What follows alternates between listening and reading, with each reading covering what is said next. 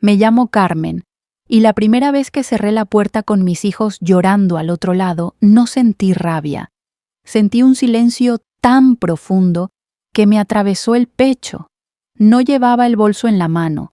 No había sacado la cartera. Ellos pensaban que era una broma más, otra de mis amenazas que se deshacen con una lágrima. Yo, en cambio, sabía que aquel era el día 31. Pero para llegar a ese día tuve que perderme a mí misma durante años. Vivo en un piso de barrio de esos construidos en los 70, con baldosas frías y vecinos que se saludan por el nombre. Me jubilé hace poco después de toda una vida trabajando de administrativa en una gestoría pequeña. Nunca me sobró nada, pero tampoco me faltó lo esencial. Crié a mis 2 hijos sola desde que su padre falleció y aprendí pronto que en esta vida una madre aguanta más de lo que cree. Al principio todo fue natural. Mamá, ¿me adelantas para el alquiler? Mamá, el coche se ha estropeado. Mamá, este mes voy justo. Yo decía que sí. Siempre decía que sí, porque una piensa que es temporal, que es una mala racha que los hijos aprenden. Nadie te explica que lo temporal puede convertirse en costumbre. No fue de golpe, fue gota a gota, un recibo de la luz que yo pagaba hasta que se organizara, un seguro que puse a mi nombre por comodidad, compras del supermercado que dejaban en mi mesa con una sonrisa rápida y un «ya te lo devuelvo». Y yo asentía, yo callaba. Yo apuntaba mentalmente cifras que nunca reclamé. Un domingo, mientras hacía cuentas en la mesa del salón, me di cuenta de algo que me dolió más que cualquier discusión. Mi pensión entraba y salía sin pasar por mí. Yo no decidía, yo solo cubría huecos. Ahí fue cuando la frase me vino sola, sin pensarlo, estoy cansada de ser su cajero automático. Aún así, tardé semanas en decirlo en voz alta. El día que hablé con ellos no levanté la voz, les pedí que vinieran a casa, puse café, saqué unas galletas, les expliqué despacio que no podía seguir así, que necesitaba un cambio, que les daría un mes para organizarse. Un mes de gracia lo llamé porque no quería que sonara a castigo. Les dije que después de ese mes no habría más dinero. Recuerdo sus caras, primero sorpresa, luego sonrisas. Mi hijo mayor soltó una risa corta y dijo que ya hablábamos de eso otro día. Mi hija me miró como se mira a alguien que exagera. Mamá, siempre dices lo mismo, dijo, y añadió casi sin pensar, no pasa nada. Ese no pasa nada me dolió más que un insulto. Durante ese mes nadie cambió nada. Siguieron llamando, siguieron pidiendo. Yo repetía lo mismo. Recuerda lo que hablamos. Ellos respondían con bromas, con silencios, con la certeza de que yo cedería al final. Y lo peor es que yo misma dudé. Me pregunté si estaba siendo mala madre, si estaba rompiendo algo irremediable. Empecé a guardar el dinero en sobres como hacía mi madre. Separé gastos. Fui a hablar con una trabajadora social del centro cívico no para pedir ayuda, sino para entender mis derechos. Me sentí torpe mayor, pero también aliviada. Nadie me había dicho nunca que poner límites también es cuidar. La noche antes del día 31 casi no dormí. Pensé en cuando eran pequeños, en los bocadillos envueltos en papel de aluminio, en los abrigos heredados en las rodillas raspadas. Pensé si todo eso se perdía por decir que no, y me prometí una cosa: no volver a confundirme. El día 31 amaneció tranquilo, hice la cama, regué las plantas, a media tarde sonó el timbre, luego otro y otro. Abrí la puerta y los vi allí con los ojos rojos hablando a la vez, contando problemas que ya conocía. Esperaban que yo entrara, que sacara el bolso, que hiciera lo de siempre. Yo respiré hondo, les ofrecí agua, les ofrecí sentarse, les ofrecí escuchar, pero no dinero. Ese fue el momento exacto en que entendí que dejar de ser cajero no me quitaba ser madre. Me devolvía algo que había perdido sin darme cuenta: el respeto por mí misma. Después de aquel día nada volvió a ser igual, aunque por fuera todo pareciera seguir su curso normal. Mis hijos se marcharon de mi casa con la misma prisa con la que habían llegado, entre reproches contenidos y frases a medio terminar. Yo cerré la puerta despacio y me apoyé en ella unos segundos. No lloré. Me sorprendió no llorar. Tal vez porque las lágrimas ya las había gastado antes en noches en las que nadie me veía. Los días siguientes fueron extraños. El teléfono que antes no paraba de sonar se quedó en silencio. Ese silencio pesaba. Me acompañaba mientras bajaba a comprar el pan, mientras veía las noticias de la tarde, mientras doblaba la ropa. A ratos me preguntaba si había hecho lo correcto. A ratos me repetía que sí. La culpa es una vieja conocida de las madres de mi generación, una sombra que aparece incluso cuando una sabe que no ha hecho nada malo. Había decidido darles un mes de gracia y ese mes estaba llegando a su fin. Yo lo sabía, ellos lo sabían, pero actuaban como si no fuera real, como si las palabras no tuvieran consecuencias. Y durante ese tiempo entendí algo importante: el límite no era solo para ellos, también era para mí. Recordé la primera vez que pedí dinero prestado en mi vida. Fue para comprar libros escolares cuando me quedé viuda y el sueldo no alcanzaba. Me dio vergüenza. Prometí devolverlo hasta el último céntimo. Esa sensación no la vi nunca en los ojos de mis hijos cuando me pedían dinero. Para ellos era natural, automático, como sacar efectivo de una máquina que siempre funciona. Empecé a observar cosas que antes pasaban desapercibidas. Comentarios sueltos, frases como «mamá puede pagar» o «total a ella no le falta». Nunca me preguntaron cuánto me quedaba a mí después. Nunca quisieron ver mis cuentas. Yo tampoco se las enseñé. Tal vez porque temía que al hacerlo tendría que admitir en voz alta que me estaban usando. Durante ese mes tomé una decisión que me costó más que decirles que no habría más dinero. Decidí no justificarme más. Cada vez que alguno llamaba repetía lo mismo sin añadir explicaciones. Hablamos de esto, tienes que organizarte. Al principio mi voz temblaba. Luego fue saliendo firme casi sin esfuerzo. Una tarde mi hija apareció sin avisar. Traía esa cara que conozco desde pequeña, la de cuando algo no le sale bien. Se sentó en el sofá y empezó a contarme problemas con su pareja, con el trabajo, con todo. Yo escuché. Siempre he sabido escuchar. Al final, como quien no quiere la cosa, soltó la pregunta. Yo negué con la cabeza. Su expresión cambió. No gritó, no lloró, solo dijo «no te reconozco». Aquella frase me atravesó, pero no respondí, porque en el fondo yo sí empezaba a reconocerme. Esa noche pensé mucho en lo que significa ayudar. Durante años confundí ayuda con dinero. Creí que si no daba, fallaba. Nadie nos enseñó otra forma. En mi barrio, las madres siempre sacaban adelante a la familia costara lo que costara. Pero los tiempos cambian y los hijos también crecen. Y seguir tratándolos como niños no los ayuda a ser adultos. Cuando llegó el último día del mes, yo estaba cansada pero tranquila. No esperaba nada y al mismo tiempo lo esperaba todo. Sabía que vendrían, porque cuando el dinero se acaba, la realidad no se puede aplazar más. Los vi llegar desde la mirilla, uno con cara de enfado, la otra con los ojos hinchados. Llamaron fuerte como si la puerta fuera culpable de algo.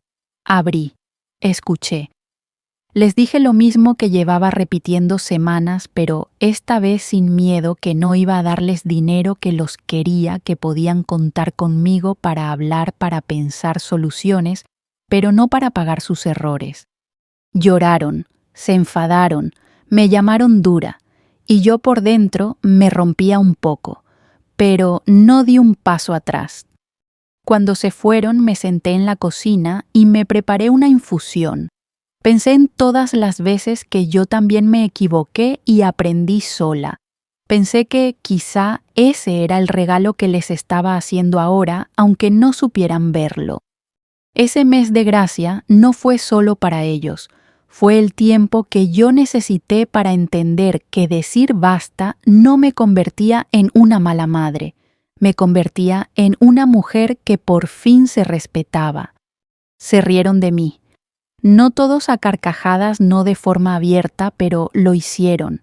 En gestos pequeños, en miradas cruzadas, en comentarios que parecían inocentes y no lo eran. La burla no siempre hace ruido. A veces se disfraza de confianza excesiva, de seguridad absoluta, en que el otro nunca cambiará. Mi hijo mayor fue el primero en hacerlo evidente. Un día al despedirse por teléfono, dijo con tono ligero: «No te preocupes, mamá, ya veremos cómo lo arreglamos». Ese «ya veremos» significaba que él contaba con que yo aflojara, que como siempre terminaría pagando. Colgué y me quedé mirando el móvil como si acabara de escuchar algo irreparable. Mi hija no se reía, pero negaba. Cada vez que mencionaba el tema, cambiaba de conversación. Hablaba del tiempo de la tele, de cualquier cosa. Era su forma de decir que no iba en serio. Y en el fondo, yo entendía por qué. Durante años les enseñé que mis límites eran flexibles, que bastaba insistir un poco para que se diera. No podía culparlos solo a ellos. Aún así dolía. Una tarde coincidimos los tres en una comida familiar de esas que se hacen por inercia. Había arroz pan, una ensalada rápida, nada especial. En un momento alguien comentó que la vida estaba muy cara. Mi hijo soltó medio en broma: «Menos mal que mamá siempre nos echa una mano». Y los dos sonrieron. Yo también sonreí, pero sentí algo romperse por dentro. No dijeron gracias. No dijeron hasta ahora, dijeron siempre. Esa noche casi me convencí de que estaban en lo cierto. Pensé que tal vez exageraba, que podía aguantar un poco más, que no era tan grave. Abrí la libreta donde apuntaba mis gastos y vi los números. Vi lo poco que quedaba. Vi mi futuro reducido a parches. Cerré la libreta con cuidado, como si fuera frágil, y entendí que no era una exageración. Era una realidad que llevaba años evitando mirar de frente. Durante esos días empecé a notar algo nuevo. Ya no me pedían con vergüenza. Me exigían con naturalidad. Lo necesito, ya me urge, no puedo esperar. Yo respondía lo mismo: no puedo. Y ellos se quedaban en silencio unos segundos, como si no supieran qué hacer con esa palabra. El silencio era incómodo para todos. Un viernes, mi hijo mayor vino enfadado. Dijo que yo no entendía cómo estaba el mercado laboral, que ahora todo era más difícil, que no podía dejarlo tirado. Me habló como si yo fuera ajena a la vida real. Yo lo escuché sin interrumpir. Cuando terminó, le pregunté si había buscado otras soluciones. No respondió. Solo negó con la cabeza y soltó una risa breve, casi nerviosa. «Siempre igual», murmuró. Ahí supe que para ellos yo no era una persona con límites. Era una idea fija, la madre que siempre resuelve. Y cambiar esa idea les resultaba casi ofensivo. Yo, mientras tanto, cambiaba por dentro. Cada risa me dolía, pero también me reafirmaba. Empecé a entender que la burla no era crueldad, sino miedo. Miedo a perder algo que daban por hecho. Miedo a tener que enfrentarse a la vida sin red. Un domingo por la mañana, sentada en el banco de la plaza, observé a otras mujeres de mi edad. Hablaban de nietos, de achaques, de precios. Me pregunté cuántas estarían pasando por lo mismo en silencio, sin atreverse a decir basta. Pensé que quizá todas habíamos aprendido a aguantar demasiado. Cuando se acercaba el final del mes, las risas fueron cambiando de tono. Ya no eran bromas. Eran silencios largos, mensajes sin responder, visitas menos frecuentes. Yo no los buscaba. Me limité a esperar. No por frialdad, sino porque necesitaba ver hasta dónde llegaría aquello. La noche antes del último día recordé claramente una frase de mi madre. Si no pones tú el límite, nadie lo hará por ti. Nunca la entendí del todo hasta entonces. Ellos se rieron de mí porque no creían que fuera capaz de sostener mi palabra. Yo no necesitaba demostrar nada, solo necesitaba cumplir conmigo misma. Y aunque doliera, sabía que ese desprecio era parte del camino. El mes avanzó en silencio, y ese silencio se convirtió en una especie de compañero incómodo.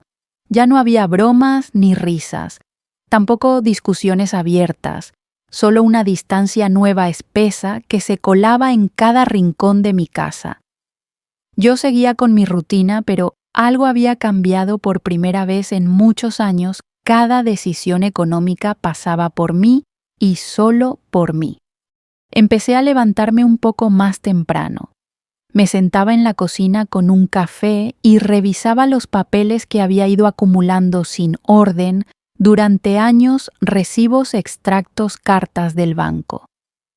Me di cuenta de que había vivido demasiado tiempo con los ojos cerrados, confiando en que ya se arreglaría. Aquella frase tan nuestra, tan española, que sirve para aplazarlo todo.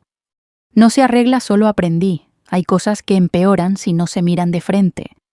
Un martes bajé al centro cívico del barrio. No iba con una urgencia concreta, solo con preguntas.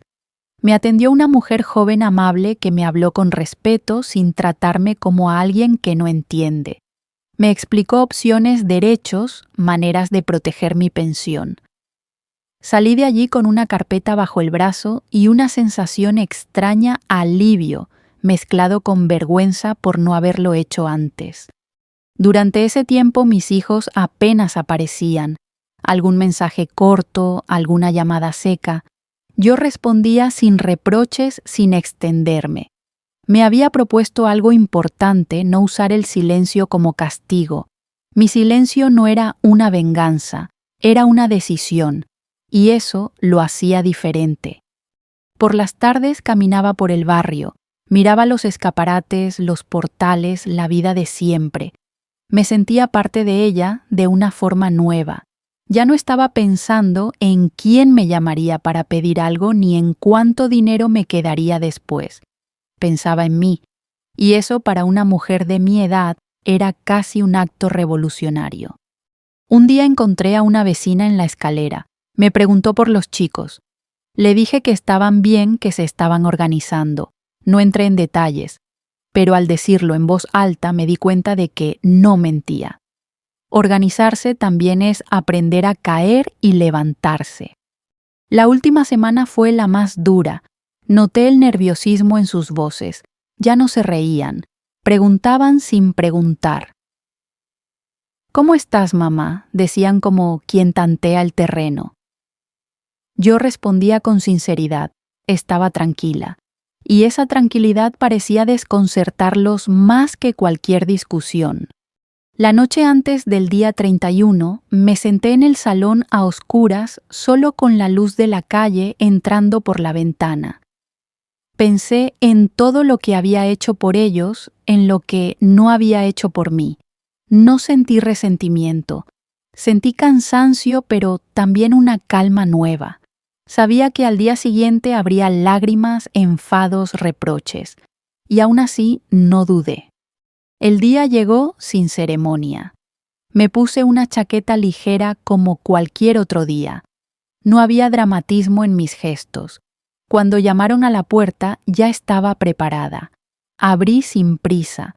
Los vi tal como había imaginado, nerviosos, derrotados, esperando un rescate. Escuché sus historias. Los problemas eran reales, no lo niego. Pero también lo eran antes y siempre había sido yo quien los tapaba. Esta vez les ofrecí otra cosa. Les hablé de opciones de hablar con bancos, de renegociar, de pedir ayuda donde correspondía. No era indiferencia, era otro tipo de apoyo. Ellos no lo entendieron al principio. Esperaban billetes, no palabras. Y yo entendí entonces que el silencio de todo ese mes había sido necesario, porque a veces dejar de hacer es la única forma de enseñar. Cuando se fueron sentí un nudo en el estómago, pero no retrocedí. Me senté y respiré hondo. El silencio volvió, pero ya no era incómodo. Era firme, era mío. El día 31 amaneció como cualquier otro, y quizá por eso me pareció tan extraño. No hubo tormentas ni señales. El cielo estaba despejado, el barrio despertó con su ruido habitual y el panadero abrió a la hora de siempre. Yo me levanté temprano, hice la cama con cuidado y dejé la casa ordenada como si esperara una visita importante. En cierto modo, la esperaba. Preparé un desayuno sencillo y me senté a la mesa sin prisas. Pensé en todas las veces que ese mismo día había llegado antes de lo previsto, empujado por la urgencia de otros. Aquella mañana no corrí. El tiempo por una vez estaba de mi lado. A media mañana sonó el teléfono. Lo miré sin cogerlo. Sabía quién era. Sabía lo que iba a decir. Dejé que sonara hasta que se apagó solo. No por crueldad, sino porque necesitaba que entendieran que ese día no se negociaba. El plazo había terminado. Las palabras tenían peso. Salí a dar un paseo corto. Caminé despacio, respirando hondo, como si cada paso me ayudara a sostener la decisión. Pensé en lo fácil que habría sido volver atrás, inventar una excusa, estirar el plazo.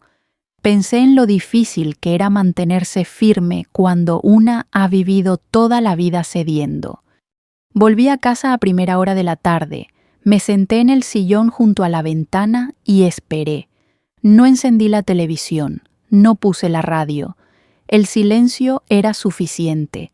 Cada sonido del edificio se amplificaba: un ascensor, una puerta, unas voces lejanas. Y entonces el timbre. Sonó una vez, luego otra más insistente. Me levanté despacio. No sentí miedo, sino una especie de nudo en el estómago que reconocí como responsabilidad. Abrí la puerta. Allí estaban, mi hijo con los hombros caídos, mi hija con los ojos hinchados. No entraron de golpe como otras veces. Se quedaron en el umbral como si ya intuyeran que algo había cambiado. Empezaron a hablar a la vez, que el banco, que el casero, que el trabajo. Palabras atropelladas, urgencias acumuladas. Los dejé pasar. No soy de cerrar puertas a las personas, solo a las costumbres que hacen daño. Se sentaron en el salón. Yo me quedé de pie unos segundos respirando. Luego me senté frente a ellos. Escuché. No interrumpí. No discutí. Cuando terminaron el silencio, volvió a ocupar el espacio. Esperaban el gesto de siempre, la cartera, la frase que lo arregla todo. Yo no hice nada de eso. Les dije con la voz tranquila que el mes había terminado, que no iba a darles dinero, que los quería, que me dolía verlos así, pero que no iba a volver a ser su solución económica. Hubo un segundo de incredulidad, luego llegaron las lágrimas. Mi hija lloró sin disimulo. Dijo que la estaba dejando sola. Mi hijo apretó los puños y me acusó de ser dura, de no entender cómo están las cosas hoy.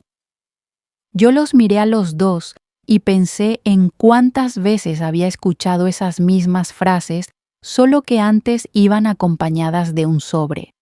Les ofrecí agua, les ofrecí sentarse más cómodos, les ofrecí pensar juntos. Les hablé de opciones reales: hablar con el banco, renegociar, buscar asesoramiento. No era indiferencia, era otro tipo de ayuda, pero no era la que querían. Durante un momento me odiaron un poco.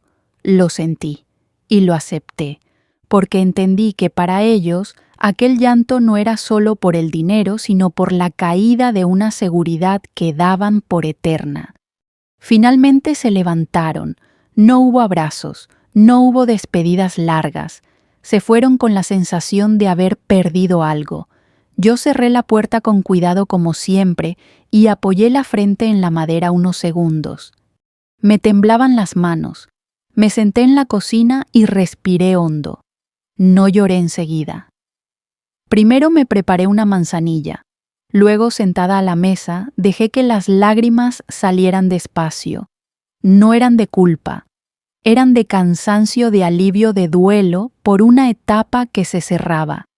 Ese día, 31, entendí algo que nunca me habían enseñado. Ayudar no es evitar el dolor, sino acompañarlo sin anular al otro.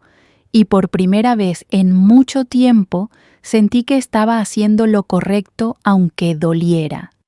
Después de que se fueron, la casa quedó en silencio, pero no era el mismo silencio de antes. Ya no pesaba. Era un silencio limpio, casi respetuoso. Durante los primeros días me moví despacio, como si cualquier gesto brusco pudiera romper algo frágil que acababa de nacer dentro de mí. Seguía pensando en sus caras, en sus palabras, en ese momento exacto en que entendieron que no iba a sacar la cartera. El teléfono volvió a sonar, pero menos. A veces no contesté, otras veces sí.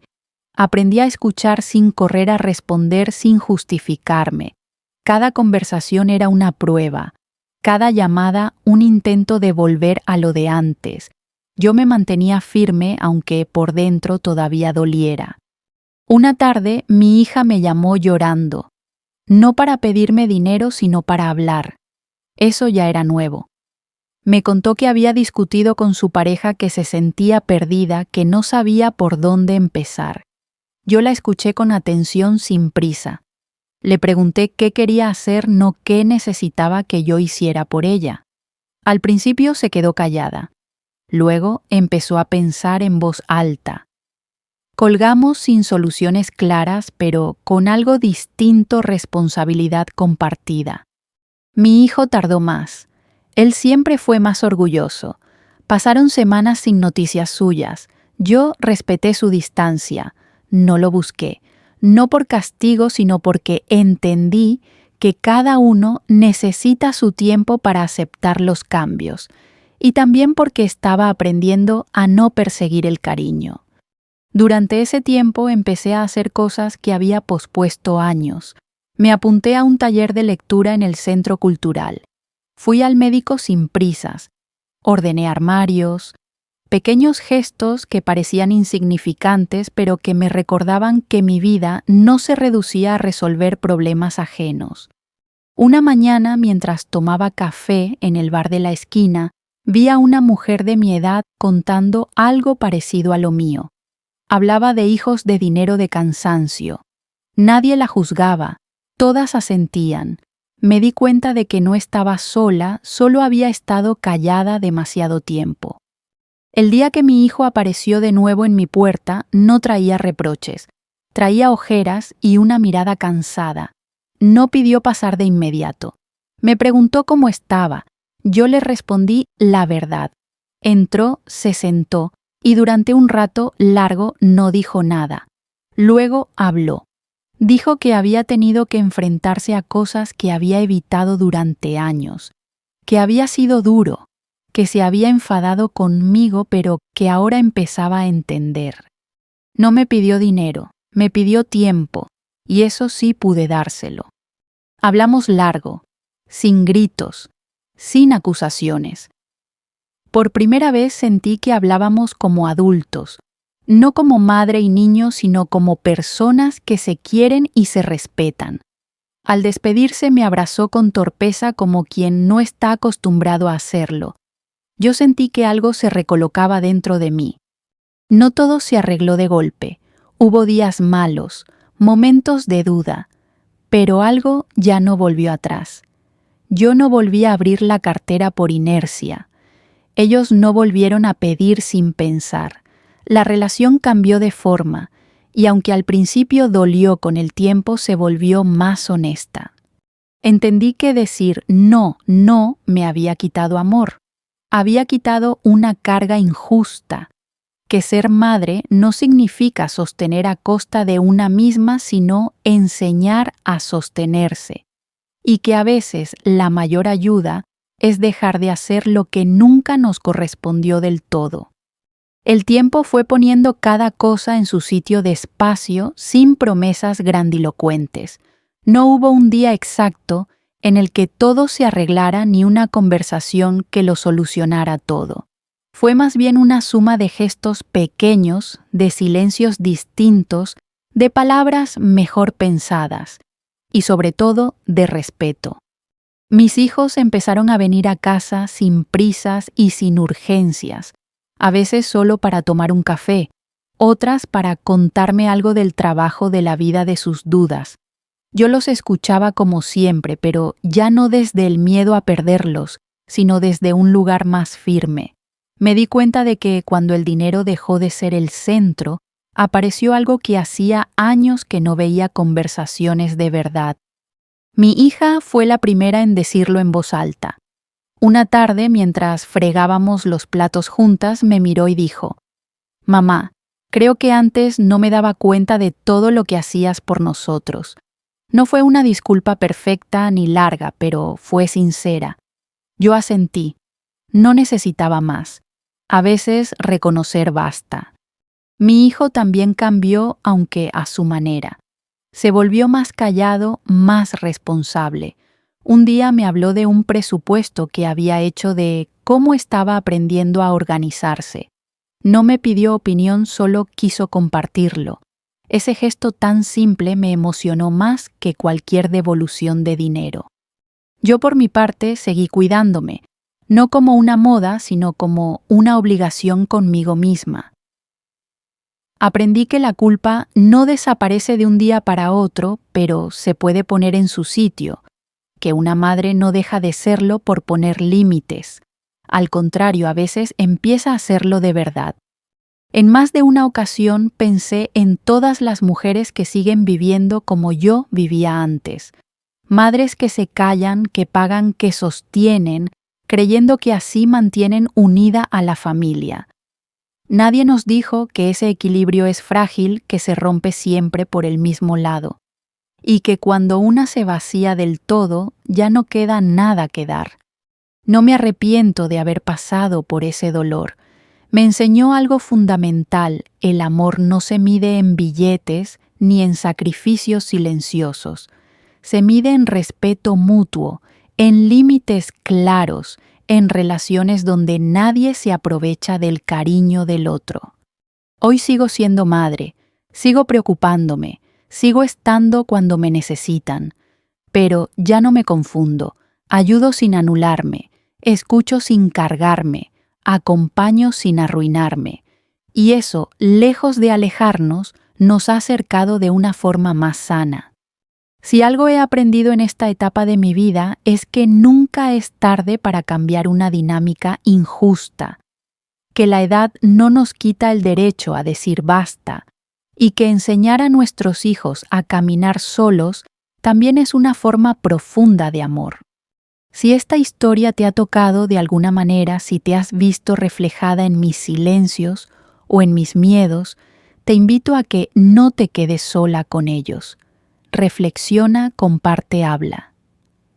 A veces escuchar otras historias nos da la fuerza que nos falta para empezar la nuestra.